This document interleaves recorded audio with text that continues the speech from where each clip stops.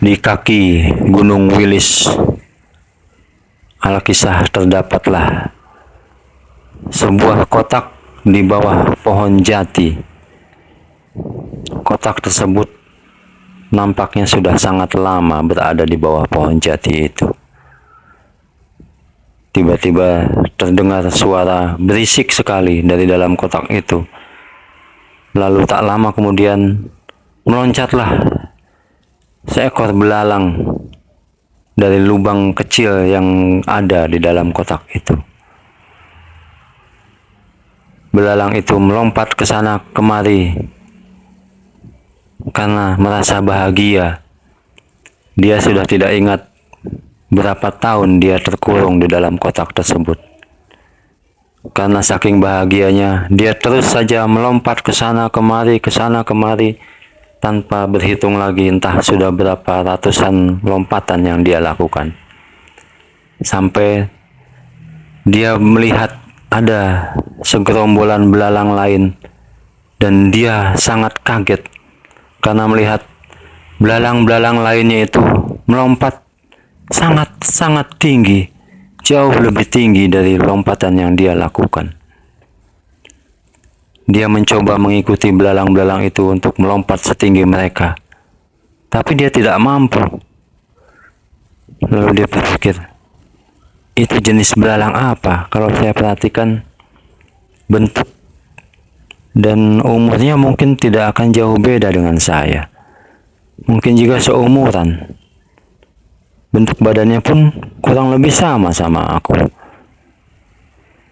Kemudian sang belalang tersebut mendatangi kawanan belalang yang lompatannya jauh lebih tinggi itu.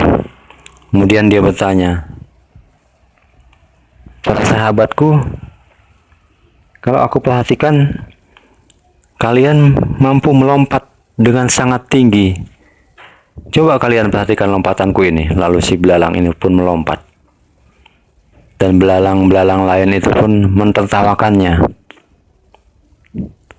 Lalu belalang ini bertanya kembali, kenapa lompatanku tidak setinggi kalian? Apakah kalian makan pil superhero sehingga lompatan kalian bisa lebih tinggi dari aku?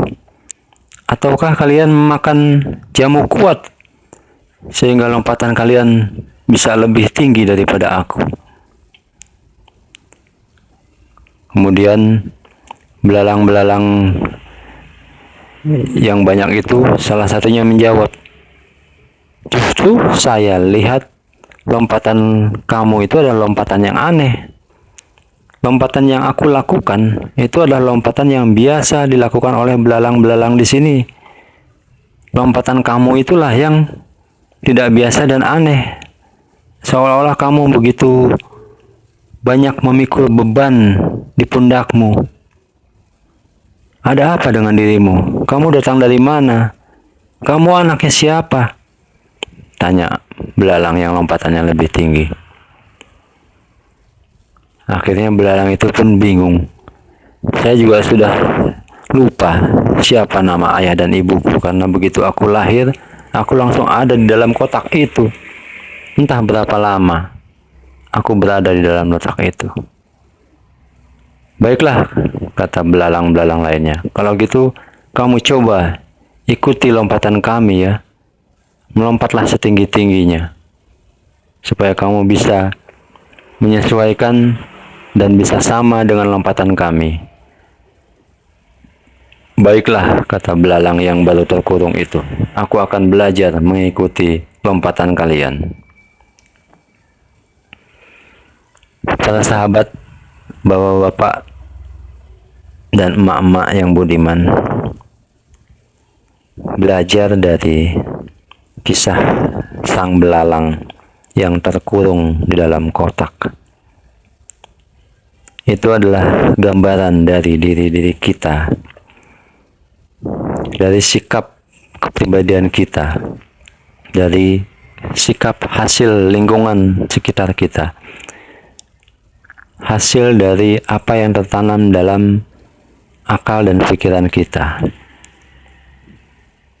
Kita selama ini banyak terkurung oleh hal-hal yang membuat kita melangkah seolah terbatas. Kita mau melompat seolah tidak bisa. Kita mau melakukan ini seolah tidak bisa. Kita mau mencoba melakukan itu seolah-olah pun tidak bisa.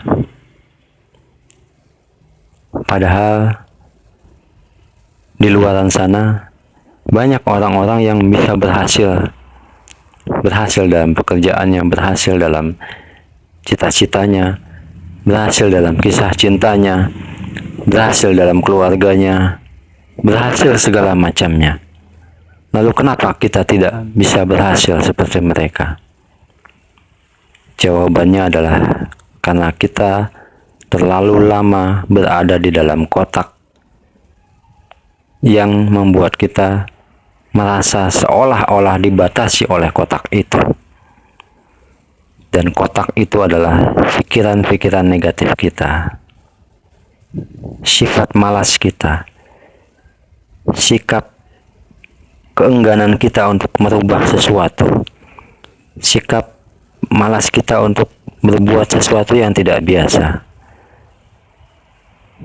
sikap dan pikiran kita yang merasa kita sudah melakukan secara maksimal, padahal ternyata belum. Sikap yang mengurung kita seolah-olah kita ini adalah seperti belalang dalam kotak itu.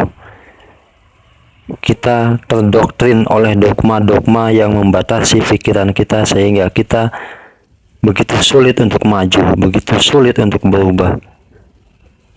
Dan kita lebih mengikuti kurungan kotak yang mengurung kita selama ini. Sahabatku, kita semua manusia sama-sama dikasih oleh Tuhan akal, sama-sama dikasih nafsu, sama-sama dikasih jiwa, sama-sama dikasih hayat atau badan ini. Semuanya sama. Ketika kita terlahir, semua sama. Kita punya panca indera yang semua manusia juga memilikinya. Kita dianugerahi akal yang semua manusia juga memilikinya. Yang membedakan setiap manusia adalah sejauh mana dia membiarkan nilai-nilai negatif masuk ke dalam dirinya. Sejauh mana dia membiarkan pengaruh-pengaruh ataupun tekanan-tekanan yang berat membiarkan dirinya terjatuh oleh tekanan-tekanan itu, membiarkan dirinya terkurung dalam tekanan-tekanan itu, sehingga seolah-olah memang dunianya sudah seperti itu. Padahal dia, saya, Anda, mereka, kalian, kita semua adalah manusia. Sama halnya seperti belalang tadi. Belalang yang terkurung dalam kotak itu,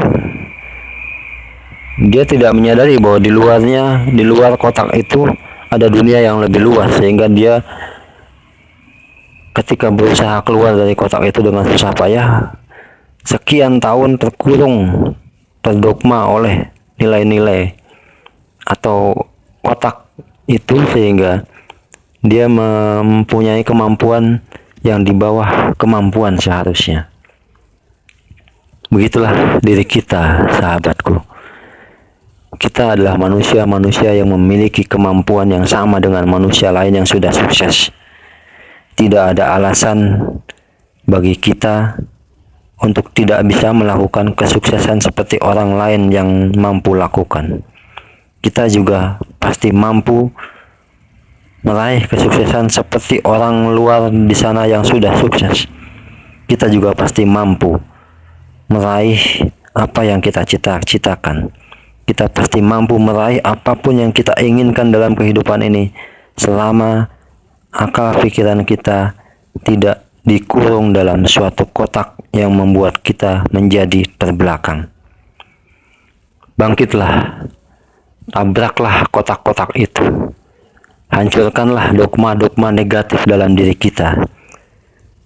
Sehingga kita mampu keluar dari kotak, kita mampu keluar dari kurungan dogma-dogma negatif, dan kita bisa menjadi manusia positif yang sukses.